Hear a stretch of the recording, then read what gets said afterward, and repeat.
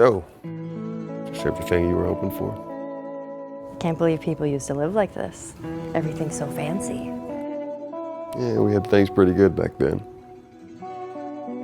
Here we are. Here we are, a very fancy hotel. Very fancy hotel. Can't believe people used to live like this. I know, or people do live like this. I can't believe we're living like this right now. I know. We're a year later. I know. A year has come and gone. It's been a crazy year too. Yeah. I remember the first night when the Naughty Dog had the launch party, and you know, obviously we had seen a little bit of the game, but we hadn't actually. Neil, as we were walking out to the car, he's like, "Wait, I have something for you guys." And he reaches into his car and he pulls out 2 copies of the game. I think we were originally just like, "Okay, good night, we're gonna leave." And Oh, thanks, bye. No, we're playing this right now. It was like, know. we at least had to play through the prologue. Yeah, because we got to your apartment. Yeah. We were all there, popped it in. And remember what you said, which was so cool. You were like, "I can't believe this is happening. Like, I'm not seeing the Naughty Dog logo. I'm not seeing this isn't happening." It was like this really surreal moment. What did you think? I mean, you've clearly been around this for so long, as far as like working on sets and being in this industry. What did you think when you first saw this? I remember when I first walked onto the mocap stage, I was nervous because I didn't realize. Yeah, so I think you walk in there and you're surrounded by 180 cameras. Yeah. So already you just feel like everything's like right on you. So that was the first time I wore the suit, that awesome suit, and then we started casting for Joel, and then found a couple guys, did a motion capture audition with them, and they weren't right. The guy that came in right before you, he was great, and I'm sure you know the story now, but we were doing a scene where it was very sort of heated, and sometimes, as you know, a lot of my frustration or anger will come out physically, right. Which I think with some actors that can not be a good thing, and I should learn to be careful with that, but I'm a bit impulsive. So I pushed him, and then he's just as impulsive as I am. He pushed me back. and I fell down, and I remember I got up and I was like, "You motherfucker." And then, like, you know, Neil and everyone was like, okay, because I was just like, "All right, we're gonna do this. I'm totally gonna fight this motherfucker." And we're like ready to do this audition scene. And I was like, "Okay, this is just not right." That would have been a different Joel and Ellie. It would have been a different Joel and Ellie, very combative and maybe not the kind of feels that they were going for. And then you came in and you were like, "Hi," and you were just so fresh, and I was like, trying to calm down, and you were like, "I want to give you a hug." And then I felt like a child when their parent hugs them. I wanted to start crying because I was like, but it just I could see on you. I mean, it was.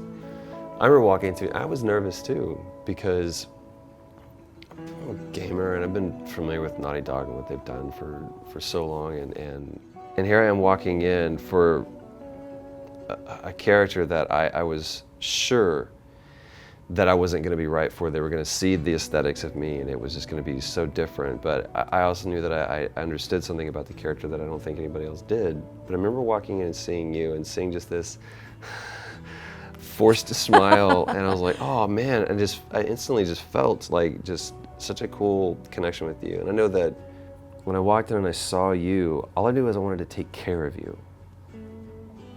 And not that you needed to be taken care of, but that I wanted to take care of you. Yeah.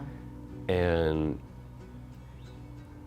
I could get mad at you, you could piss me off, but at the end of the day, I still wanted to take care of you. And I think it started just from that, again, that seeing that person who had the smile on, and knowing that there was something underneath that. So interesting. Aw. I don't know. I mean, what did you think when you first saw like Ellie and when you first saw Joel? Like, what were your first thoughts? I knew I was right for it, and I was like, if I can just kind of, you know, not get nervous and just bring what I have to the table, I know I'm Ellie. Right. We did this for so long. I mean, 3 years. I've never worked on anything that went as long. You're forced to be open and honest and everything because you're dealing with such intense material and the process requires such. But then you hit that phase where, kind of like what we did in the ranch house, where it's like, we had been working together and we had been trusting each other and going through this and laughing and sharing all these memories and everything else. But that to me was a shift in not only how Joel and Ellie related to each other, but I felt like you and I like hit like a deeper level in our relationship, and you know, up to that point I hadn't done things that really had required that of me. And so that was really the first time I'd ever hit something I was completely unprepared for. I'm looking around going, I don't have the tools for this. I don't know what's wrong. And it was good. Everything that we were doing was fine. It wasn't that we were bad. It wasn't like, oh, that sounds fake or anything. It wasn't honest. It wasn't true. And Ellie has that great moment where she says, you know, everybody has left me. Everybody except for you. And you pushed me, which, again, showing your anger. But the line was just, everyone has left me except for you. And you took the scene into this new place, and that's where the trust comes in, because you're compelled to follow. We finished that, and I felt like we're sweaty afterwards. We went through something together. So I saw the alternate ending. Oh. Where it turned into a musical. Oh my God. And I'm so mad because I wasn't there that day. I don't know what my deal was that day, but for some reason I couldn't. I had to walk through the door. I like burst through the door. There was a doctor there who pulled a gun on me, and I had to wrestle the gun away from him, knock him out, and then turn the gun on everybody else who's in the room. And I kept dropping the gun. I don't know why that kept happening, but I couldn't hold on to my gun. And so we were going through it again and again and again and again. Neil says, I want to get one more, and I just really want you to be open to what Merle has given you. And I feel like what we have is great, but I think that you really need to be listening to her and seeing what she's doing. I was like, oh yeah, absolutely. You know? I'll totally listen to her. Sorry, and sir. he was like, no matter what happens, because I would drop my gun and be like, sorry. He's like, I don't care if the gun drops, just don't stop. Just no matter what happens, just keep going. I was like, okay, guys, I'm serious. I don't care if you drop the gun. I was like, fine, dude. Professional, I've got this. So I walked through the door and I'm doing my thing, and out comes this voice.